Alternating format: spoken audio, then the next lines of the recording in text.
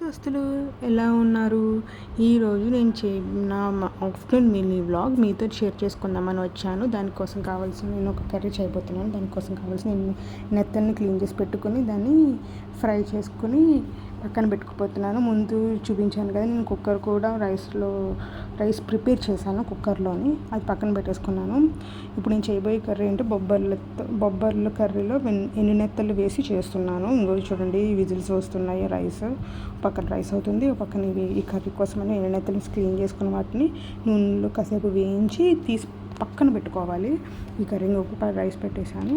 And also ఇప్పుడు బాగా వేగుతున్నాయి కదండి, వీటిని చక్కగా వేయించుకోవాలి. అంటే స్మెల్ రాకుండా వరకు చక్కగానే ఇవి అంటే మరీ పకోడీలా కాదు, లైట్గా కొంచెం వేయించుకుంటే చాలు. వీటిని నేను ఎలా క్లీన్ చేసుకుంటాను అనేది నెక్స్ట్ వీడియోలో ఎప్పుడైనా మీకు నేను అప్లోడ్ చేస్తాను. ఇప్పుడు చూడండి, ఇవి వేగిపోయినాయి. ఇంకా ఆయిల్ లేకుండా తీసి పక్కన పెట్టుకుంటున్నాను. ఏంటి తక్కువ తీసుకుంటున్నారంటేనేమో మేము అంతలాగా తినము, ఫ్లేవర్ కోసమని కొన్ని 4, 5, 6 అలా యూస్ చేసుకుంటాము. అది కూడా మా హస్బెండ్ తక్కువ తింటారు ఇవి. నేను తింటాను, మరి ఇద్దరికి సరిపోలంటే మాత్రం చాలు కదా. ఇప్పుడు దీనికి కావాల్సింది పెనంలోని ఇప్పుడు అంత వేగిపోయింది కదా, వేడెక్కిన ఆయిల్లోని అల్లం వెల్లుల్లి పేస్ట్ తీసుకొని చిటికెడు వేసుకొని మనకి కర్రీ వండుతున్నాం కదా వేసి వేయించాలి. అది వేగనివ్వాలి. నేను ఇప్పుడు ఇది పక్క స్టవ్ మార్చేసాను.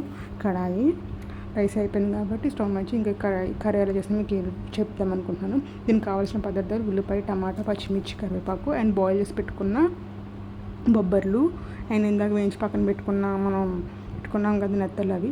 ఇప్పుడు ఆయిల్లోనే అల్లం పేస్ట్ వేగిన తర్వాత ఈ కట్ చేసి పెట్టుకున్న వెజిటేబుల్స్ ఇవన్నీ వేసుకొని కలిపి కాసేపు మగ్గనివ్వాలి. ఇందులో నేను ఏం వేసానంటే ఆనియన్, టమాటా, పచ్చిమిర్చి, కరివేపాకు బాగా కలపాలి. దీన్ని బాగా కలుపుతూ బాగా మనం మంచిగా కుక్ చేసుకోవాలి. ఈ కర్రీ నేను సెకండ్ టైం చేయడం ఇది ఫస్ట్ టైం చేసినప్పుడు చాలా బాగా నచ్చింది. ఇప్పుడు ఈ సెకండ్ టైం ఈసారి అయితే ఇంకా బాగా వచ్చింది. నిజంగా చెప్తున్నాను, ఈ రకంగా చేసుకొని చూడండి ఈ నెత్తల కర్రీ. ఇప్పుడు వీటిని సిమ్లోనే పెట్టుకొని కడాయి లిడ్ పెట్టుకొని మనము పక్కన పెట్టుకుంటున్నాము. మగ్గుతూ ఉంటుంది. అంతలోకి ఉడికించి పక్కన పెట్టుకున్న బొబ్బర్లని తీసి పక్కన పెట్టుకోవాలి. ఏంటి బొబ్బర్లు ఇలాగ ఉన్నాయని అనుకున్నారు. నేను బొబ్బర్ని శుభ్రంగా నార్మల్గా వాటర్తో క్లీన్ చేసేది కట్ చేసి నేను ఇందులోకి ఇలా తీసుకొని ఉడికిపెట్టుకున్నాను. దీన్ని స్ట్రైనర్తో క్లీన్ చేసుకొని పక్కన పెట్టుకుంటున్నాను, స్ట్రెయిన్ చేసుకొని. ఎందుకంటే మరి కర్రీలో నా వాటర్తో ఏం కదా. మీరు ఒకవేళ స్టెయిన్ ఉడికించుకోకుండా కూడా డైరెక్ట్గా వేసుకుని చేసుకోవచ్చు. కానీ నాకు ఇలా ఇష్టము. నాకు ఇలా చేసుకుంటే టేస్ట్ బాగా వస్తుంది. చాలామంది ఇందులో ఇలా చేసుకుంటే విటమిన్స్ పోతాయని అంటారు. కానీ వీటికి పెస్టిసైడ్స్ ఎక్కువ కొడుతుంటారు కదా, అందుకని నేను వీటిని ఇలా యూస్ చేసుకుంటాను. చూడండి, కొంచెం మగ్గుతుంది. కొంచెం మట్టుకు మగ్గిని ఉల్లిపాయ, టమాటాని ఇప్పుడు ఈ బొబ్బర్లు వేసేసుకున్నాము. బొబ్బర్లు వేసి బాగా ఒకసారి కలపాలి. అండ్ ఆల్సో ఎన్ని నెత్తలు కూడా వేసేస్తున్నాను ఇదే టైంలోని. అండ్ మొత్తం చక్కగా నెమ్మదిగా అన్నీ చక్కగా కలుపుకుంటూ చేసుకోవాలి.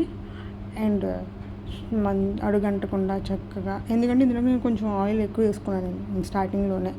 అది 7 నెత్తలు వేయించేటప్పుడు ఆయిల్ వేసుకున్నాను. దానివల్ల దీంట్లో ఆయిల్ కంటెంట్ ఉంటే కొంచెం ఎక్కువ పడుతుంది. నాన్ వెజ్ కర్రీస్ ఏదైనా అంటే ఆయిల్ ఉండాలి కదండి.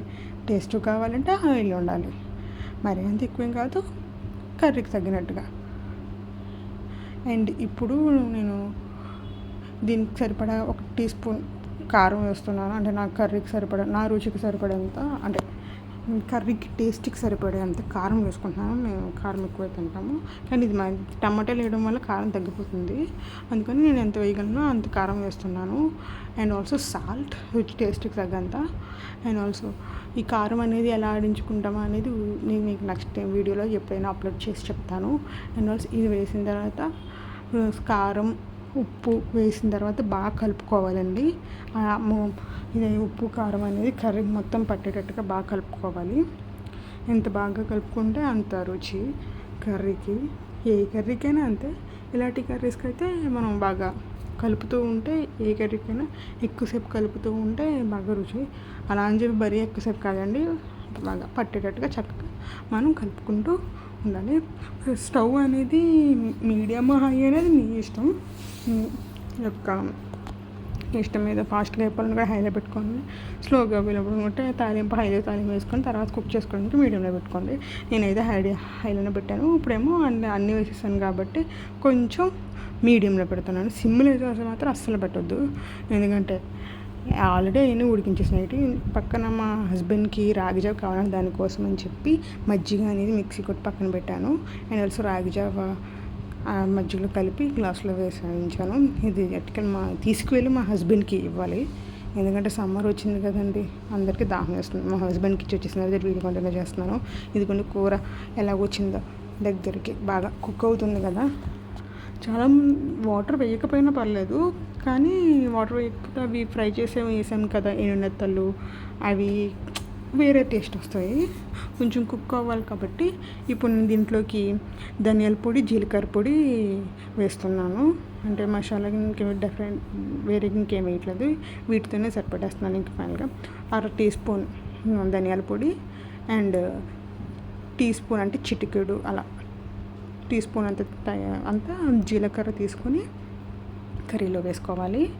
ఇప్పుడు వీటిని బాగా కర్రీకి బాగా పట్టించేట్టుగా బాగా కలుపుకొని మనం కర్రీకి మనం ఇందాక ఒక బౌల్ అంతా బౌల్లో సగం అలాగా మన కర్రీ క్వాంటిటీని బట్టి వాటర్ తీసుకొని వాటర్ వేసుకోవాలి.